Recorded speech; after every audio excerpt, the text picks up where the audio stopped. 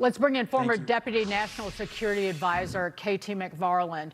KT, put all of this in perspective for us, Israel, Iran, and where we stand with President Trump in charge. President Trump is not going to sign a bad deal, number one. Number two, time is on our side. Things are getting worse and worse and worse in Iran, particularly economically. And we have some time before the midterms. But if you take a step away, what's going on in Iran? And that's the big question. The president has said this, and Marco Rubio has said this, that Iran seems to be divided. They have the so-called pragmatists, the civilians, the Speaker of the Parliament, who realize they've got to do a deal because otherwise the economy will be so collapsed and in such dire straits it'll take them a decade to climb out of it.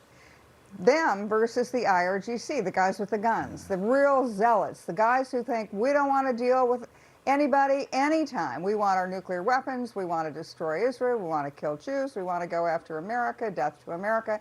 And so the two groups are jockeying for power within Iran. So I think what's happening is every time you see President Trump and even the Iranian moderates, so-called moderates, pragmatists, getting close to something where they're both saying, well, you know, we have a few things to work out here. What do you see? You see the IRGC unleashing, in this case Hezbollah, the proxies, to attack Israel, knowing full well that if Israel's attacked, Israel's going to retaliate, and then it sabotages that round of the peace agreement. KT, I'm hearing a lot about President Trump and Netanyahu not being on the same page, being out of step with each other. One, is that true? And two, do you think in any way that's imperiling the negotiations we have right now? No, I don't think it's putting the negotiations at risk, but I do think that the United States and Israel have different priorities. We have the same number one priority, which is to stop Iran's nuclear weapons. Don't let Iran get a nuclear weapon. But then we have other interests which may not be at the same priority level as Israel has. Like Israel then looks and says, well, we're a regional power. What are we worried about? We're worried about Hezbollah. We're worried about Hamas. We're worried about the neighborhood we're living in. For President Trump, he's saying, well, you know, our next priority after no nuclear weapons is we've got to open that strait. We've got to increase the oil supply in the world. We've got to deal with the world economy because, you know, we're not just a regional power, we're a global power. So for us, there's a bigger picture here. And I think particularly for President Trump, he always thinks big.